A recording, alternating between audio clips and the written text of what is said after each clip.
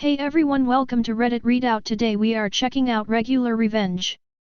Story 1. Disgusting misogynist abused a homeless lady in front of me, so I got his ass beat by a bunch of dudes. TLDR, this is a story of how I got an asshole beaten up by a bunch of other dudes as revenge for how he treated a homeless woman. When I was in my third year of university, I was going out with my friends one night and we were queuing to get into a club. Said club had a cash-only policy at the door, so I went to get cash out. I get to the cash machine and there is a small queue of people waiting to use it, all uni students going to the same shitty provincial club I was going to. Next to the queue is a homeless woman lying on the ground crying, and standing above her is this gross mean-looking guy, Dick. Dick had been asked by this woman for a $5 as she was trying to get a hostel room for the night, and him, being a soulless husk of a cunt, had taken offense at her asking anything of him, so he had started loudly and rudely berating her, telling her she's disgusting, ugly, old, and telling her to kill herself. The poor woman was crying and was super upset, and while people were telling him to back off, there was also no one was really stepping up to help her or actually holding him to account for abusing her. I got really angry at the guy but also couldn't do much. I'm a small girl, 5 with heels, and he was super tall and quite jacked, and as much as I wanted to pulverize his balls with my knee, I had an inkling that this type of guy would not think twice about sending someone like me into a coma.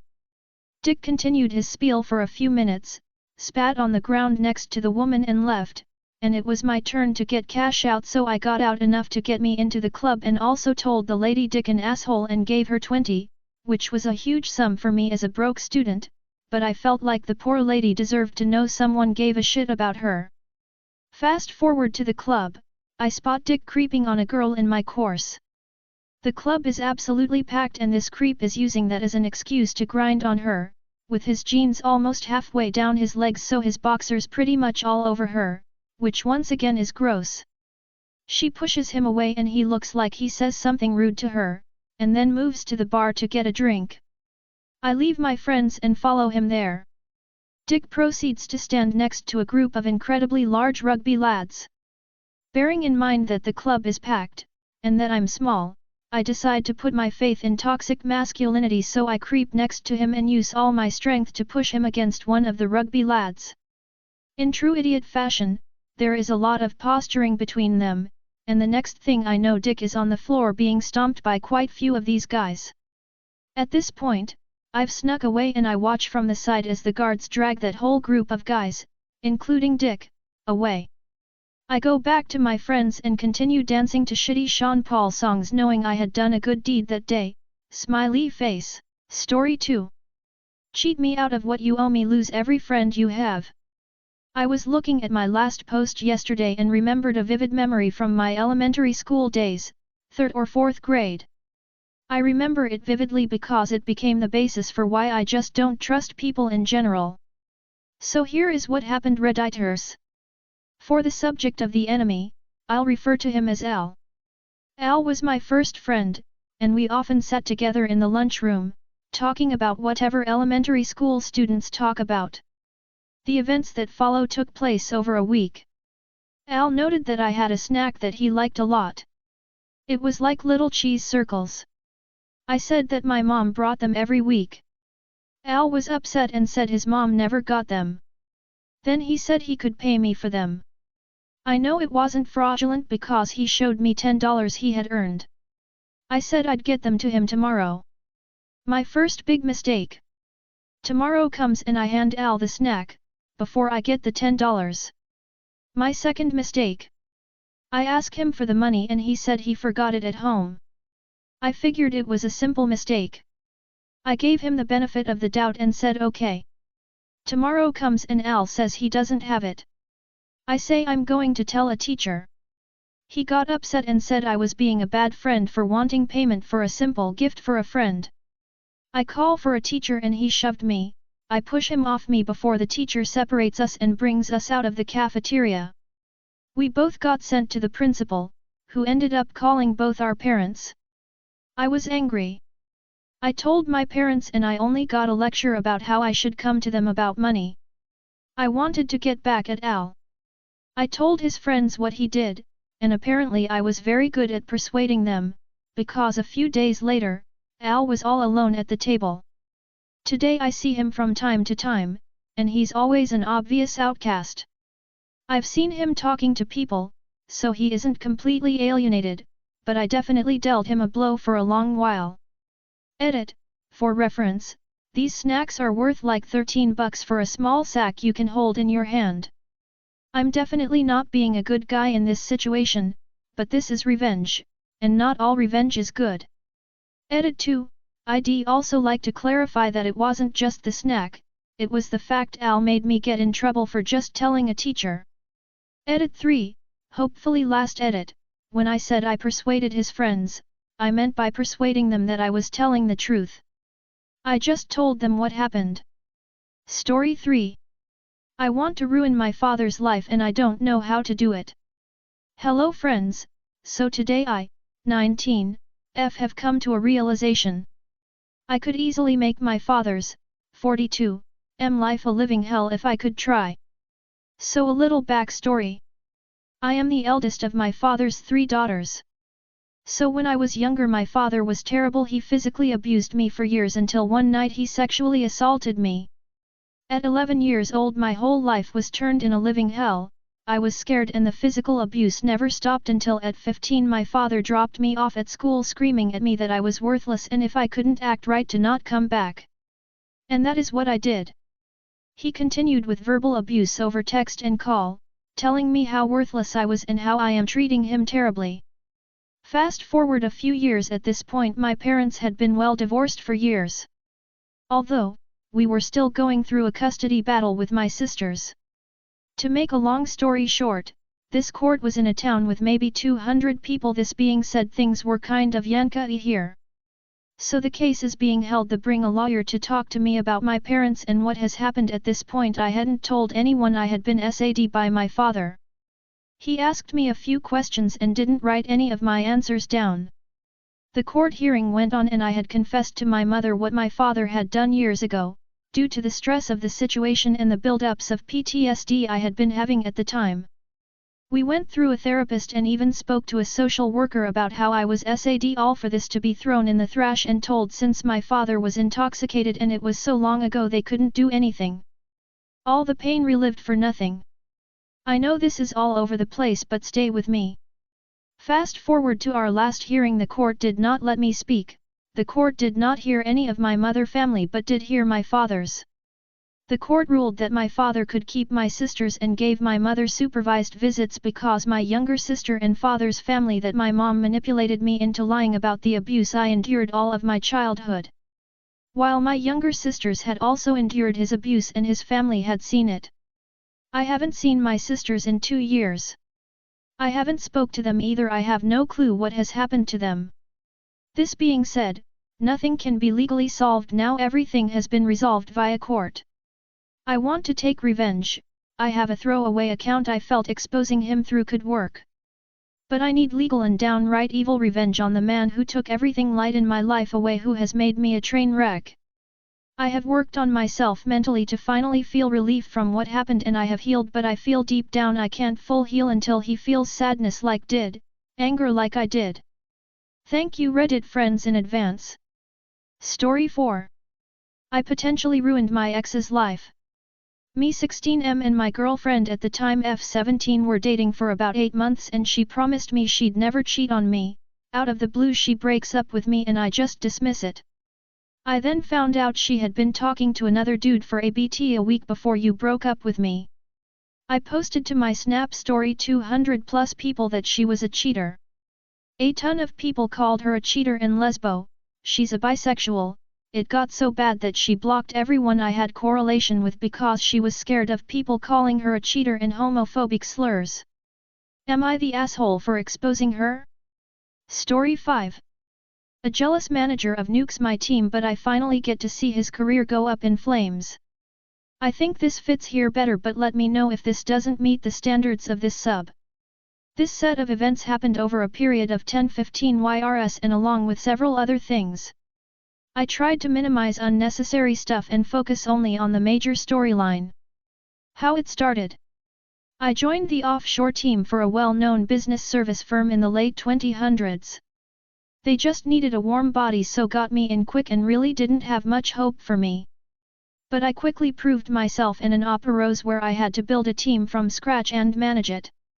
I think since I was an underdog, I subconsciously recruited team members who appear weak on paper but ones I knew will shine if given the opportunity. For e.g., I recruited a fresher against everyone's opposition as she had no related skill. HR offered her the lowest possible salary but she performed exceedingly well.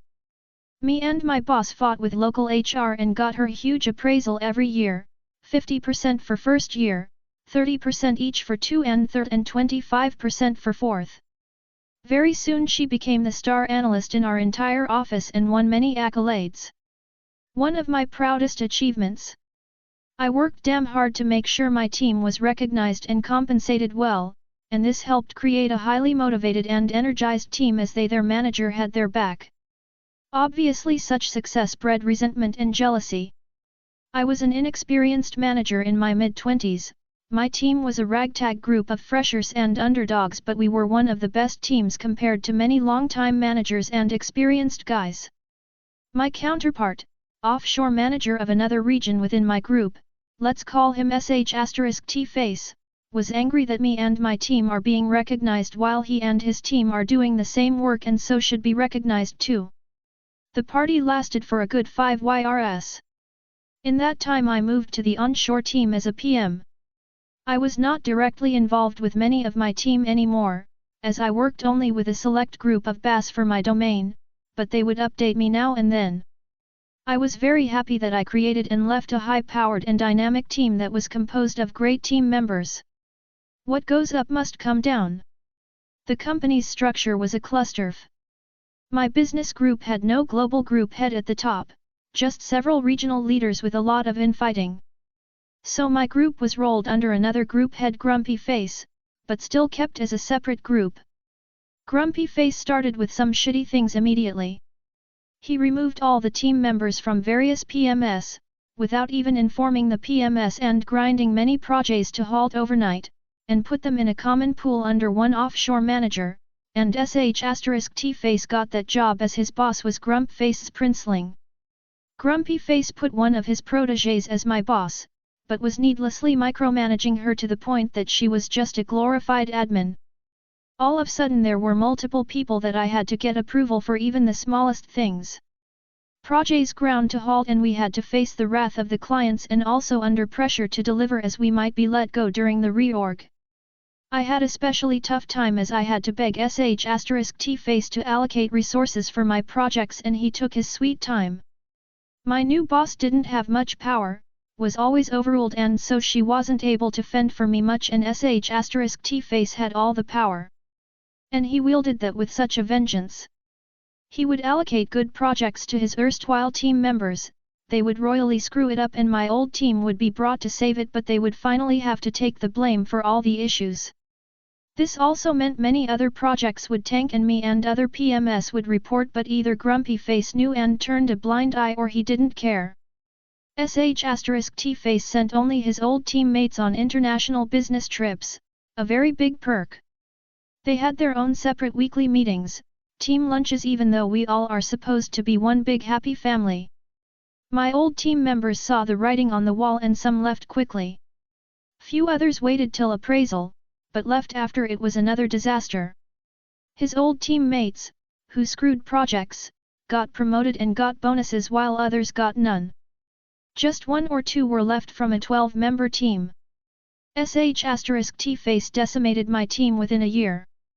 One of my proudest achievements was in shambles and all I could do was watch it unfold from a distance. A large portion of the team quitting in a short period should raise eyebrows, but that would mean Grump Face's youngling was at fault, so it was kept under the wraps. What goes up, comes down, again. While sh*T-Face was relishing the new role, dishing out his vengeance at every chance, what he didn't know was that Grumpy Face had bigger plans.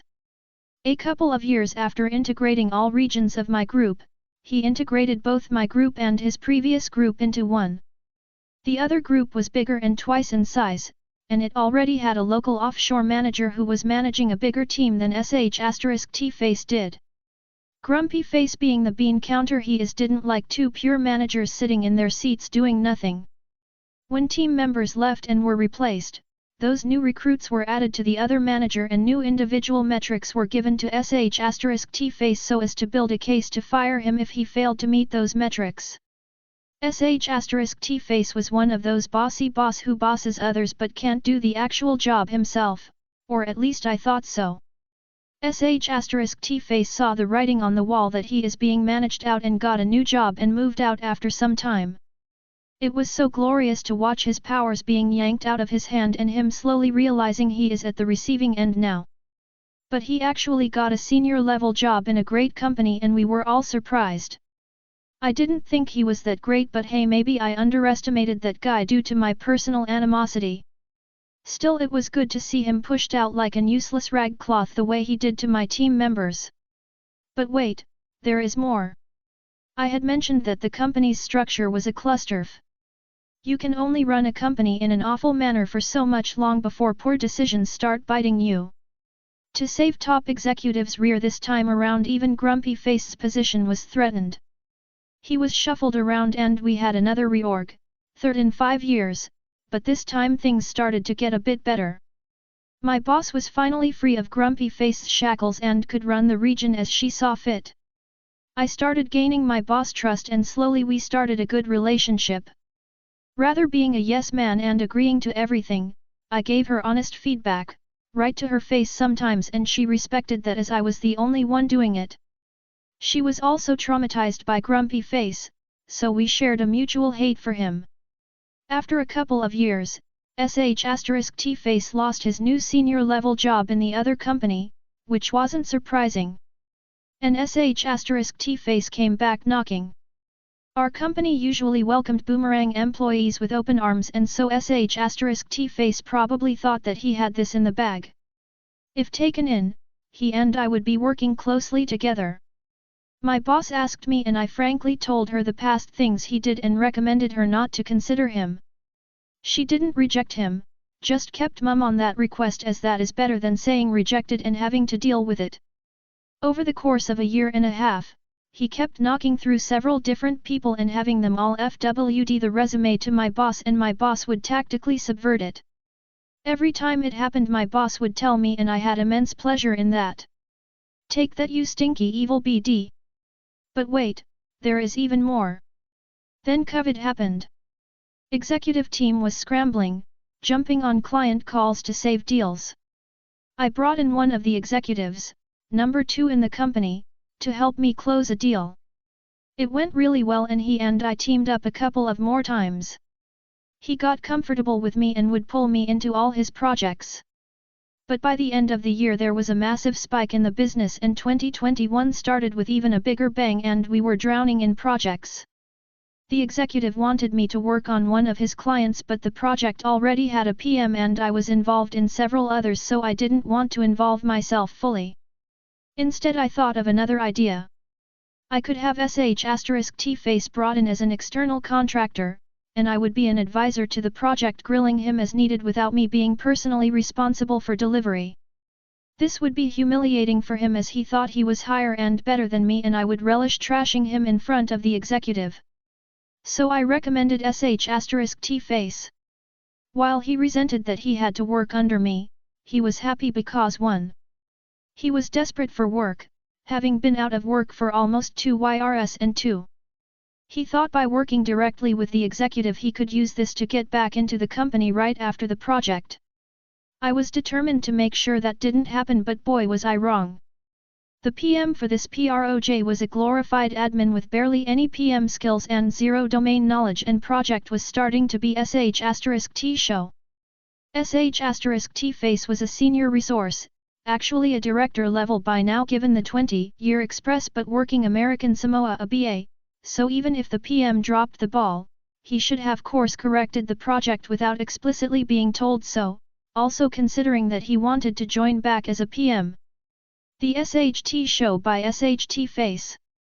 T-Face was totally clueless on what to do. Project is 14 weeks with 3 segments. The initial ramp-up phase is fast-paced and has to be done in first 1-2 weeks.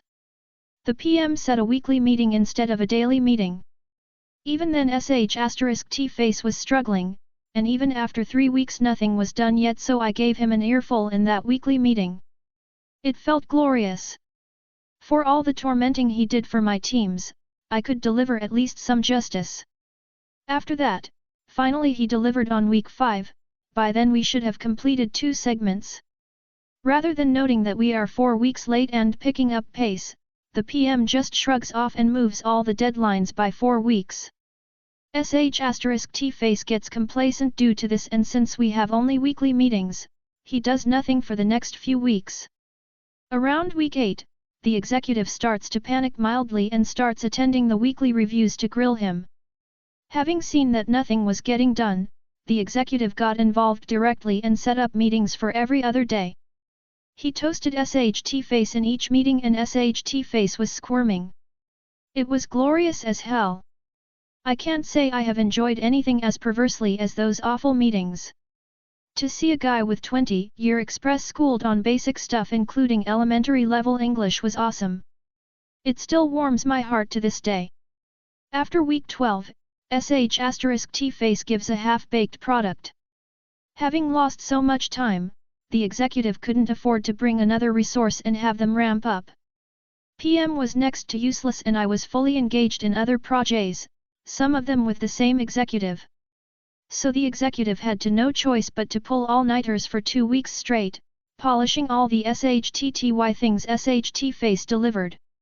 He also had a personal issue going on. At 60 plus age to pull so much all-nighters was tough and the executive was seething in pain. His eyes were blood red for the entire 2 weeks.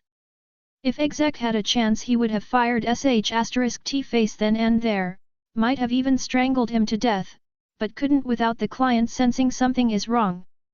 Finally on week 14 it was delivered, 50% delivered when the whole project was supposed to be completed. So for the final part, which is rest 50% of the work, another resource was brought on, and sh*T face's work was severely minimized, but still kept in the project to save face. Which also meant his payment was also substantially reduced. Career nuked. sh*T face destroyed all his credibility, and having the number 2 in the company royally pissed off meant that he can in no way to get back to the glory days of sitting in his seat all day and bossing people around. I just wanted to get back at him, but I couldn't have asked for something more nuclear than this. He nuked his own career. The reason I say this is, he is in his late 40s, has been out of work for some time, and in my country, that is career death, as HR will not even touch a resume with a career gap. I do feel sad though. My country has no social net, so if you are not earning, there is very little support for you.